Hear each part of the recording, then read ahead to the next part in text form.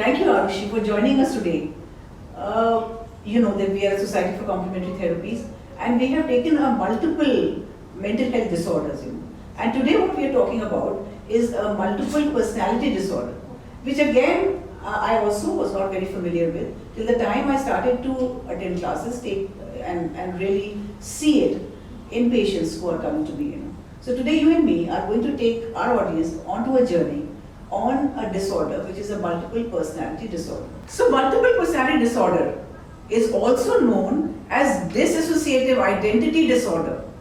It is a complex psychological condition that is likely caused by many factors, including severe trauma during early childhood, usually extreme repetitive physical, sexual, or other kind of issues that a person is facing. What is dissociative identity disorder? Now let's talk about that. So dissociative identity disorder is a severe form of dissociation, a mental process which produces a lack of connection in a person's thoughts, memories, feelings, actions and sense of identity. उसे याद ही नहीं है कि मेरे साथ क्या हुआ था. There's total disconnect.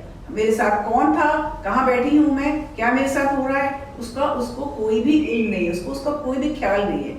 The dissociative aspect is thought to be a coping mechanism. The person literally shuts off or dissociates themselves from a situation that is too violent, too traumatic or painful to assimilate with their conscious self. इतना कुछ हो गया है उनके साथ कि वो उससे बिल्कुल परे हो गए, उसको उन्होंने they have dissociated themselves with it. Now, when we say that, what are the symptoms? The symptoms depend on the type of dissociative disorders an individual may have. बहुत सारे symptoms हो सकते हैं. Memory loss हो सकता है, amnesia जब बिल्कुल याद ही नहीं है कि क्या हुआ था, कहाँ time period क्या था, क्या सुबह है कि शाम है, events क्या हुए मेरे साथ, अच्छा birthday मेरे grandson का हुआ था, नहीं हुआ था, अभी होना है कि हो गया है. Personal information, what is my name, where do I stay? All that just goes for a toss. A sense of being detached from yourself and your emotions.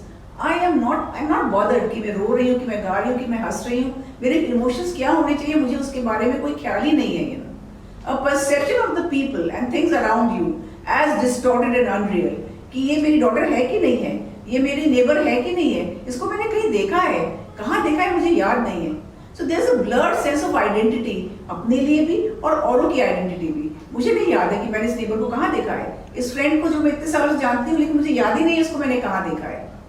There's also significant stress or problems in your relationships, work or other important areas of your life. My relationship with my children have gone berserk. My relationship with my neighbor, I do not even treat her or greet her.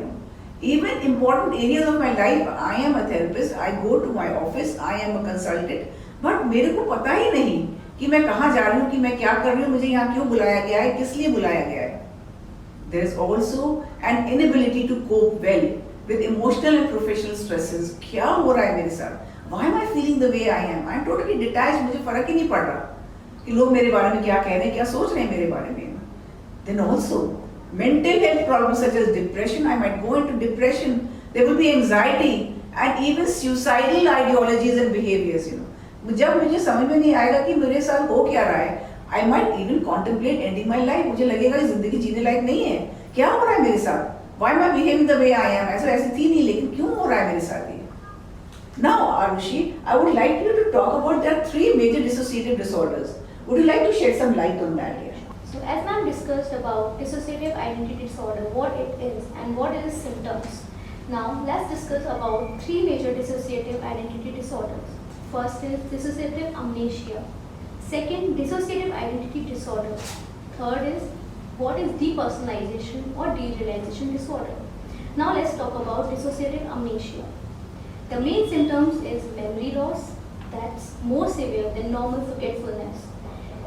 इसमें आपका memory loss बहुत ज़्यादा होता है. आप जो easily forgetfulness होती है उससे भी कहीं ज़्यादा मेमोरी लॉस होता है.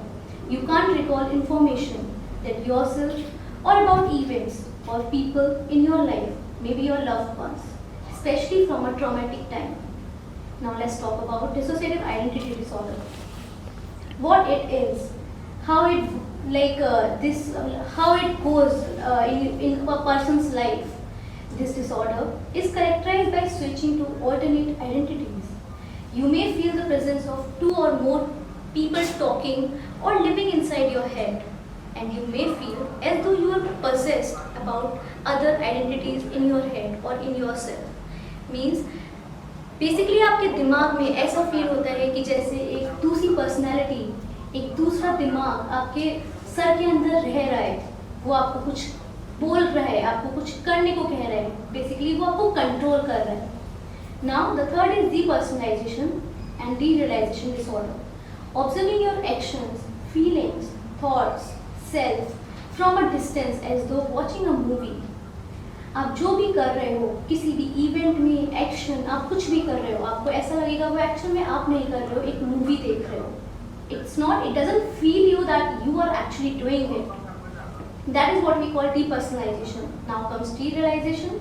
Other people and things around you may feel detached or foggy or sometimes dreamlike. Time may be slowed down or speed up.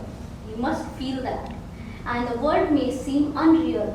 सब कुछ ऐसा धुंधला अनरियल लगेगा, आपके आसपास सब कुछ ऐसा लगेगा कि जैसे कुछ भी रियल नहीं है. ऐसा जैसे कि मैम ने पहले बात की थी इस बारे में. You may sometimes experience depersonalization और समटाइम्स derealization. कभी कभी ऐसा होता है कि आप दोनों ही एक टाइम पे फील करते हो. So that's what we say 3 major types of dissociative identity disorder. Now we talk about what is the diagnosis criteria of it. So we talk about DSM-5 that provides the following, a particular criteria for diagnosis of this disorder. So first we talk about DSM. DSM is what we call Diagnostic Statistical Manual. This is basically used for a diagnosis of a mental health disorder. First is 2 or more distinct identities or personality states are present. Amnesia must occur, defined as gaps in the recall of everyday events, important personal information, and or traumatic events. Next, the person must be distressed by the disorder or have some trouble functioning in one or more major life areas because of the disorder. The disturbance is not a part of normal culture or religious practices, or in your, in your personal life, it is not at all a normal part of your culture. The next is the symptoms cannot be due to the direct physiological effects of substance or a general medical conditions. Ma'am, now could you please throw some light in comorbid conditions that could, occur with this disorder and the treatment plan, which that, might help with the people how to deal with it, or, how they can make their life better. So we've gone on a journey of diagnosis of multiple personality disorder. Now with that, there could be other psychiatric illnesses might occur with multiple personality disorder. Now what are they? It could be depression, mood swings, suicidal ideologies as I spoke before, sleep disorders, insomnia जैसे मैंने कहा, night terrors और even sleep walking. रात में हम उठ के एकदम घबरा जाते हैं, एकदम से उठे और घबरा गए, क्या हुआ है? I was seeing a nightmare. I was actually witnessing a nightmare. Sleep walking भी, उठ के हम चलने लगे और हमें पता नहीं हम कहाँ जा रहे हैं. Then there is anxiety, extreme anxiety, panic attacks, इतना जबरदस्त panic attacks, and phobias which are flashbacks, recalls to stimuli और ट्रिगर्स. फोबिया कि मैं कहीं जा रही हूँ, मैं गिर रही हूँ, मैं ऊंचे पहाड़ से कहीं गिर रही हूँ, मेरे पीछे सांप आ गया है. There are so many phobias that I am going through जो मुझे पता ही नहीं कहाँ से ये आ रहे हैं. Then also alcohol and drug abuse. Now जब ये सब चीजें मुझसे हैंडल नहीं हो रही, I become an alcoholic, or even I start to experiment with drugs, Then compulsions and rituals, हम बहुत सारे ऐसी चीजें करने लगते हैं, पूजा पाठ में चले जाते हैं कि शायद मेरा ये जो डिसऑर्डर है उससे ठीक हो जाएगा, Then psychotic like symptoms include क्या करता है? Hallucinating, visual and auditory hallucination. हम सुन रहे हैं कोई बातें किसी की जो हो नहीं रही हैं, हम देख रहे हैं जो कुछ हो नहीं रहा है, लेकिन हम सोच रहे हैं कि ये ऐसा हो रहा है. टीवी पे मेरे बारे में बात हो रही है, मेरे जो न्यूज़पेपर में सारे मेरे बारे में लिखा जा रहा है. So I am having terrible hallucinations, and eating disorders. या तो मैं बिल्कुल नहीं खाती हूँ, या इतना खाने लगती हूँ कि खाने का फिर कोई हिसाब ही नहीं रहता है. हर समय आई एम बिंजिंग, या मुझे लगता है कि अरे क्या करना है आज, मैंने खाया भी है कि नहीं खाया है, अभी तो तुमने खाना दिया था, अभी तो मैंने खाया है, but I have actually forgotten that I've eaten, you know. Now, once we have spoken about the diagnosis and once we've spoken what are the comorbidities, now let's talk about a treatment plan of dissociative identity disorder. क्या है treatment plan? The first one is psychotherapy, also called the talk therapy. The therapy is designed to work through whatever triggered and triggers a personality disorder. You know. The goal is to help fuse the separate personality traits into one personality that can control the triggers. Like Arushi had said, इतनी personalities हैं हमारे अंदर, ये भी है, वो भी है, लेकिन हम क्या करेंगे? Psychotherapy के साथ we fuse all those personality into one personality, and then we will be focused on what I am, what is it that I need, what are my surroundings, क्या हो रहा है मेरे साथ. Clinical hypnotherapy is very very important, you know. We use a lot of clinical hypnotherapy with multiple personality disorders, and we've seen extreme cases coming to a very, very good conclusion, you know, and treating compulsive disorders and treating personality disorders. So clinical hypnotherapy used in conjunction with psychotherapy. Clinical hypnotherapy can be used to help access repressed memories, control some of the problematic behaviors, which help integrate the personalities into one. कुछ हुआ है हमारे साथ बचपन में, क्या हुआ है हमें याद नहीं है, लेकिन when we go into regression into our childhood, into that traumatic memory which is called these personality disorders, a treatment can be very very absolute.